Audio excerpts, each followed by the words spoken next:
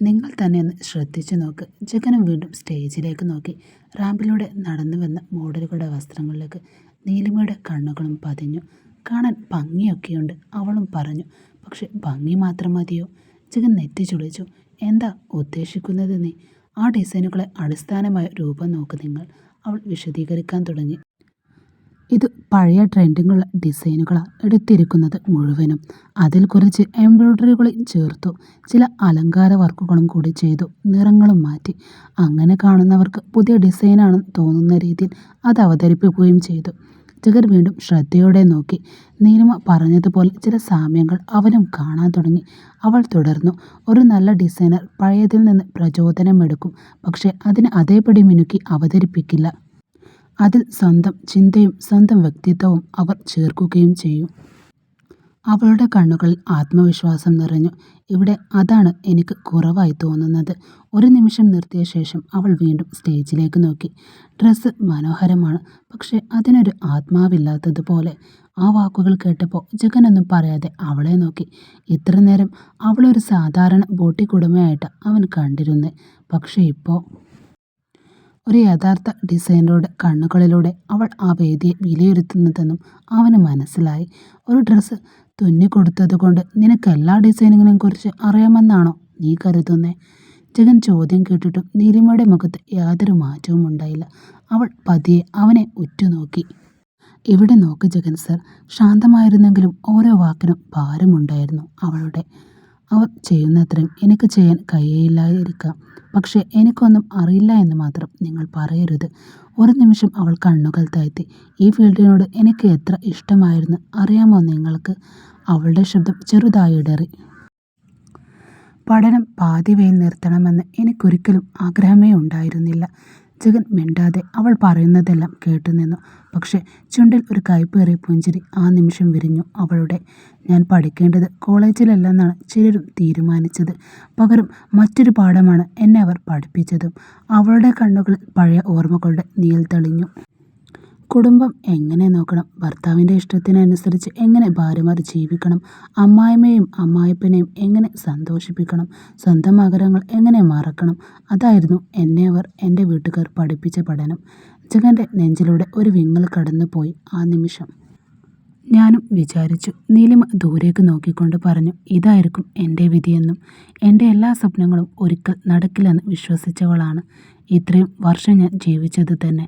അവളൊരു ദീർഘശ്വാസം വിട്ടു. പക്ഷേ ഇപ്പോൾ അവളുടെ കണ്ണുകൾ വീണ്ടും തിളക്കം നിറഞ്ഞു. ജീവിതം എനിക്ക് ഒരവസരം കൂടി തന്നിരിക്കുന്നു എൻ്റെ ഇഷ്ടങ്ങളെ മനസ്സിലാക്കാൻ. ആ അവസരം ഞാൻ ഒരിക്കലും നഷ്ടപ്പെടുത്തില്ല. ജഗനൊന്നും പറയാനായില്ല.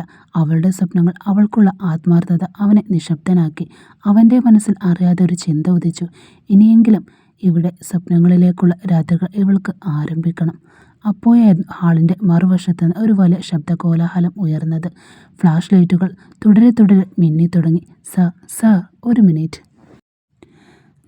ജഗൻ തിരിഞ്ഞു നോക്കിയതും നിരവധി മാധ്യമപ്രവർത്തകർ അവരെ വളഞ്ഞു. മൈക്കുകൾ അവൻ്റെ നേരേക്ക് നീണ്ടു. സർ, നിങ്ങൾ അടുത്ത മാസം സംഘടിപ്പിക്കുന്ന ഫാഷൻ ഇവൻ്റ് ഇതിലും വലിയതായിരിക്കില്ലേ? അതിൻ്റെ ഒരുക്കങ്ങൾ എവിടെ വരെ എത്തിയിട്ടുണ്ട്? ഈ വർഷം പുതിയ ഡിസൈനർമാർക്ക് അവസരം നൽകുമെന്ന് കേൾക്കുന്നുണ്ടല്ലോ, അതൊക്കെ ശരിയാണോ? ചോദ്യങ്ങൾ ഒന്നിനു പിന്നായി ഓരോന്നായി അവനു നേരെ ഉയർന്നു. അതിനിടയിൽ ഒരു റിപ്പോർട്ടറുടെ ശ്രദ്ധ ജഗൻ്റെ അരികിൽ നിന്ന് നീലിമയിലേക്ക് തിരിഞ്ഞു. സർ, അവൻ പുഞ്ചിരിച്ചുകൊണ്ട് ചോദിച്ചു. നിങ്ങളുടെ കൂടെയിരിക്കുന്ന ഈ ലേഡി ആരാ? മറ്റൊരു റിപ്പോർട്ടർ ഉടൻ തന്നെ ചോദ്യവും ഇടുന്നു. നിങ്ങളുടെ കമ്പനിയിലെ പുതിയ ഡിസൈനറാണോ ഇത്? അല്ലെങ്കിൽ നിങ്ങളുടെ സ്പെഷ്യൽ ഗസ്റ്റാണോ? അപ്രതീക്ഷിതമായ ചോദ്യങ്ങൾ കേട്ടതും നീലിമയുടെ മുഖം വിളറിപ്പോയി. അവൾ സ്വാഭാവികമായി ചുവട് പിന്നിലേക്ക് മാറാൻ ശ്രമിച്ചു. എന്നാൽ ആ നിമിഷം തന്നെ ജഗൻ അവളെ ഒറ്റക്കാക്കി വിടാതെ അവളെ മുന്നിലേക്ക് ഒരു ചുവട് കയറി നിന്നു. മാധ്യമപ്രവർത്തകരുടെ ക്യാമറകളിൽ നിന്ന് അവളെ മറക്കുന്നത് പോലെ. നീലിമ അമ്പരപ്പോടെ അവനെ നോക്കി. രാവിലെ എല്ലാവരുടെയും മുന്നിൽ അവളെ അപമാനിച്ച അതേ മനുഷ്യൻ ഇപ്പോൾ അതേ ആളുകളുടെ അവളെ സംരക്ഷിക്കാൻ നിൽക്കുന്നു. മാധ്യമപ്രവർത്തകർ മറുപടി പറയാൻ പോലും അവസരം ലഭിക്കാതെ ക്യാമറ കണ്ണുകൾ ജഗനെയും നീലിമയും വളഞ്ഞു. സർ, ഒന്ന് ഇവിടേക്ക് നോക്കൂ.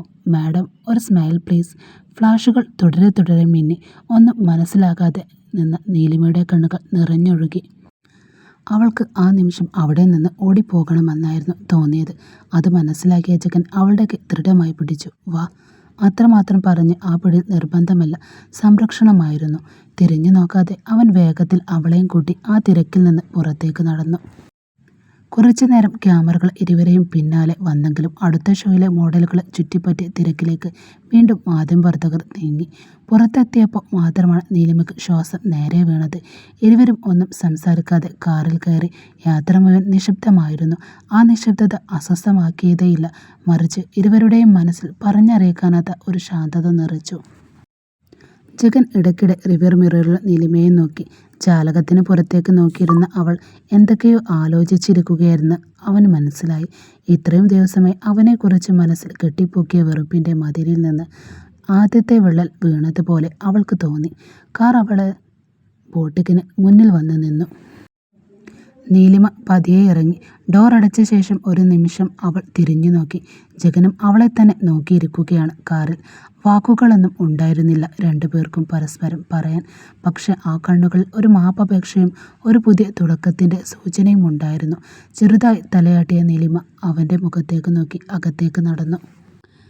അവൾ കാഴ്ചയിൽ നിന്ന് മറയുന്നതുവരെ ജഗൻ അവിടെ തന്നെ ഇരുന്നു. ശേഷമാണ് കാർ മുന്നോട്ടേക്ക് അവനെടുത്തതും. പിറ്റേന്ന് പുലർച്ചെ കട തുറക്കാൻ തയ്യാറെടുക്കുകയായിരുന്ന നീലിമ വീടിൻ്റെ മുന്നിൽ ഒരു കാറിൻ്റെ ശബ്ദം കേട്ട് പുറത്തേക്കിറങ്ങി വന്നു. അവൾ വീടിന് മുന്നിൽ നിരനിരയായി നിൽക്കുന്ന 3 കാറുകൾ കണ്ടപ്പോൾ തന്നെ അവൾ അമ്പരന്നു പോയി. അതിൽ നിന്ന് ഒരു പിടി ആളുകൾ പുറത്തിറങ്ങി. നന്നായി വസ്ത്രം ധരിച്ച് പുരുഷന്മാരും സ്ത്രീകളും. അവരുടെ കൈകളിൽ വലിയ വലിയ ഗാർമെൻറ് ബാഗുകളും ഫയലുകളുമുണ്ട്. നീലിമ മാഡം ഇവിടെയാണോ താമസിക്കുന്നത്?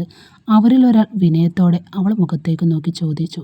അവൾ ആശയക്കുഴപ്പത്തോടെ തലയുമാട്ടി. അതെ, ഞാൻ തന്നെയാണ് നിങ്ങൾ പറഞ്ഞ വ്യക്തി. അയാൾ അത് കേട്ടു പുഞ്ചിരിച്ചു. ഞങ്ങൾ ജഗൻ സാറിൻ്റെ ഓഫീസിൽ നിന്നാണ് വന്നിരിക്കുന്നത്. ആ പേര് കേട്ടതോടെ നീലിമയുടെ നെറ്റി ചുളിഞ്ഞ്. എന്താണ് കാര്യം? അയാൾ കയ്യിലുണ്ടായിരുന്ന ഫയൽ അവൾക്ക് നേരെ നീട്ടി. സാർ ഇന്നലെ തന്നെ നിർദ്ദേശം നൽകിയതാണ് ഞങ്ങൾക്ക്. അടുത്ത ഫാഷൻ കളക്ഷന് വേണ്ടി നിങ്ങൾ തയ്യാറാകുന്ന ഡിസൈനുകൾ കാണണമെന്ന്. അതുമാത്രമല്ല, അവൻ വീണ്ടും പുഞ്ചിരിച്ചുകൊണ്ട് അവളുടെ മുഖത്തോക്കി വീണ്ടും പറയാൻ തുടങ്ങി. നിങ്ങളുടെ ബോട്ടിക്കുമായി ചേർന്ന് ഒരു പ്രത്യേക പ്രോജക്റ്റ് തുടങ്ങാനാണ് സാറിൻ്റെ തീരുമാനം. ആ വാക്കുകൾ കേട്ട് നീലിമ കുറച്ചു നേരം അനങ്ങാതെ നിന്നു. വിശ്വസിക്കാനാവാതെ അവൾ ഫയലിലേക്കും അവരുടെ മുഖങ്ങളിലേക്കും മാറി മാറി നോക്കി. അവളുടെ ജീവിതം മാറ്റിമറിക്കുന്ന ഒരു പുതിയ അധ്യായമായിരുന്നു അത്.